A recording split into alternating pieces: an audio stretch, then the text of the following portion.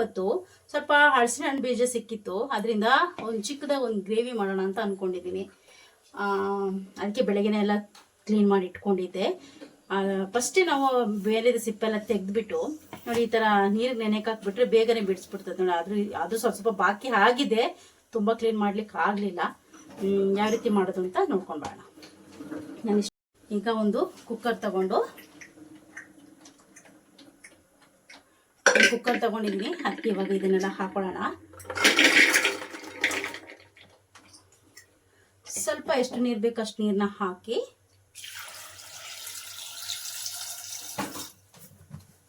ಒಂದು 3 ವಿಶಿಲ್ ಹೊಡ್ಸ್ಕೊಬೋಣ. ಸ್ವಲ್ಪ ಸಾಲ್ಟನ್ನ ಹಾಕೋಣ.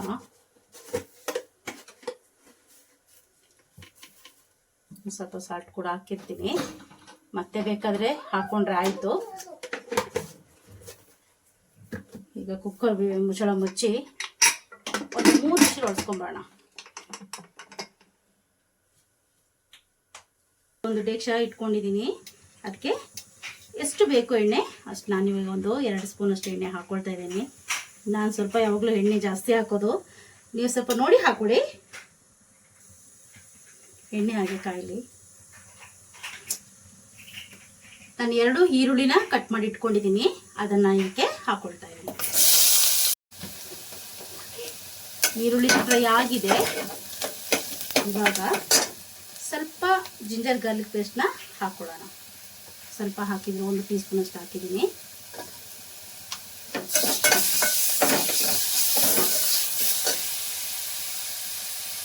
ಎರಡು ಹಸಿಮೆಣಸಿನಕಾಯಿ ಹಿಂಗೆ ಕಟ್ ಮಾಡಿ ಇಟ್ಕೊಂಡಿದ್ದೀನಿ, ಇದನ್ನು ಕೂಡ ಇದಕ್ಕೆ ಹಾಕ್ತಾ ಇದ್ದೀನಿ.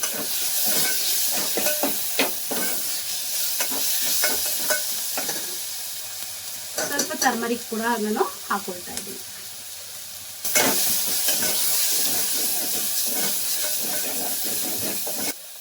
ಸ್ವಲ್ಪ ಸಾಲ್ಟ್ ಹಾಕೊಳ್ತಾ ಇದ್ದೀನಿ. ಆಗಲೇ ನಾನು ಹಲಸಿನ ಬೀಜ ಬೇಯಲಿಕ್ಕೆ ಕೂಡ ಹಾಕೊಂಡಿದ್ದೆ, ಅದರಿಂದ ಸ್ವಲ್ಪ ನಾನು ಹಾಕ್ತಾ ಇದ್ದೀನಿ.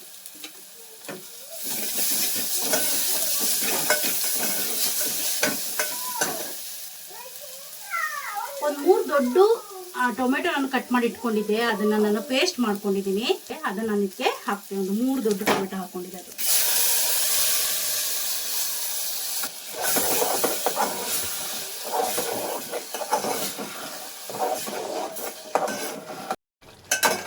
ಇದಕ್ಕೆ ಫ್ರೈ ಆಗ್ತಾ ಇರಲಿ.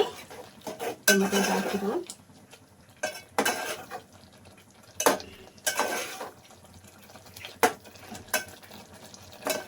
ಗ್ರೇವಿ ಸ್ವಲ್ಪ ಜಾಸ್ತಿ ಬೇಕಿದ್ರೆ ಟೊಮೆಟೊ ಸ್ವಲ್ಪ 1 ಜಾಸ್ತಿ ಹಾಕೊಳ್ಳಿ. ಹೀಗಾಗಿ 1 ಟೀ ಸ್ಪೂನು ಧನಿಯಾ ಪುಡಿ ಹಾಕೊಂಡಿದ್ದೀನಿ.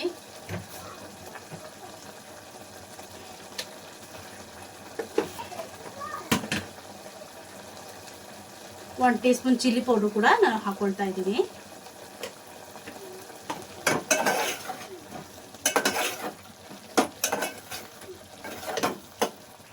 ಇದಾಗೆ ಫ್ರೈ ಆಗಲಿ. ಒಂದು ಅರ್ಧ ಟೀ ಸ್ಪೂನ್ ಅಷ್ಟು ಗರಂ ಮಸಾಲ ನಾನು ಹಾಕ್ತಾ ಇದ್ದೀನಿ.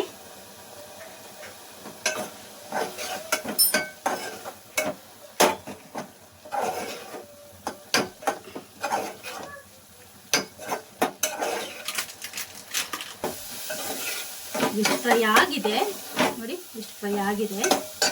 ಇವಾಗ ನಾವೇನು ಬೇಯಿಸಿ ಇಟ್ಕೊಂಡಿದ್ದೆ ನೋಡಿ, ಹಲಸಿನ ಬೀಜನ 3 ವಿಶಿಲ್ ಹೊಡ್ಸ್ಕೊಂಡು ಇಟ್ಕೊಂಡಿದ್ದೆ, ಚೆನ್ನಾಗಿ ಬೆಂದಿದೆ. ಅದನ್ನು ನಾನು ಇದಕ್ಕೆ ಹಾಕೊಳ್ತಾ ಇದ್ದೀನಿ.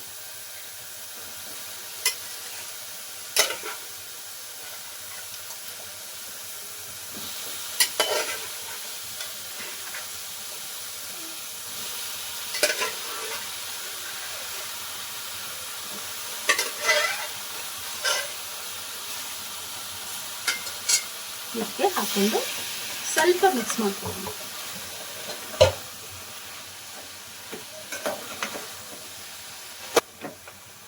ತುಂಬ 4-5 ವಿಶಿಲ್ ಹೊಡ್ಸ್ಕೊಬಿಟ್ರೆ ತುಂಬಾನೇ ಬೆಂದೋಗ್ಬಿಡ್ತದೆ, ನಮಗೇನು ಸಿಗೋದಿಲ್ಲ. ಅದರಿಂದ 2 ತಪ್ಪರೆ 3 ವಿಶಿಲ್ ಹೊಡ್ಸೋದು ಕರೆಕ್ಟಾಗಿರುತ್ತೆ.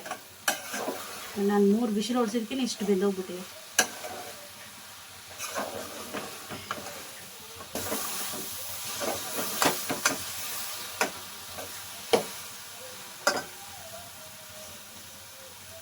ನಾನೇನು ಟೊಮೆಟೊ ಮಿಕ್ಸಿ ಮಾಡ್ಕೊಂಡಿದ್ನಲ್ಲ, ಅದಕ್ಕೆ ಸ್ವಲ್ಪ ನೀರು ಹಾಕ್ಬಿಟ್ಟು ಅದನ್ನು ಇದಕ್ಕೆ ಹಾಕೊಳ್ತಾ ಇದ್ದೀನಿ.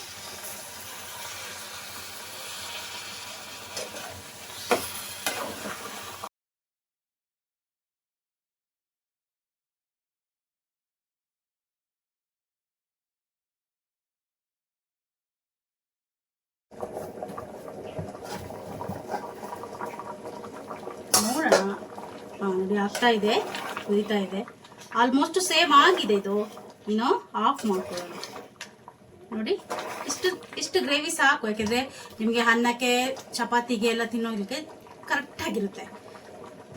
ಚೆನ್ನಾಗಿದೆ. ಕೊನೆಯದಾಗಿ ಸ್ವಲ್ಪ ಕೊತ್ತಂಬರಿ ಸೊಪ್ಪನ್ನ ನಾನು ಹಾಕ್ತಾ ಇದ್ದೀನಿ.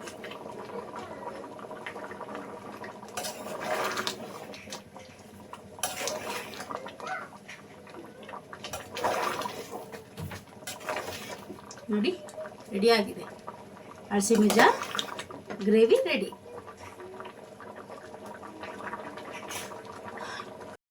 ನೋಡೋದಲ್ಲ ಫ್ರೆಂಡ್ಸ್, ಅಳಸಿಬೀಜ ಸಾಂಬಾರು ಯಾವ ರೀತಿ ಮಾಡೋದನ್ನ ತೋರಿಸ್ಕೊಟ್ಟಿದ್ದೀನಿ. ಈ ಅಳಸಿಬೀಜ ಸಾಂಬಾರನ್ನ ಅನ್ನ, ಚಪಾತಿ, ದೋಸೆ ಯಾವುದಕ್ಕೆ ಬೇಕಾದ್ರೂ ಕಾಂಬಿನೇಷನ್ ಆಗಿ ತಗೋಬೋದು.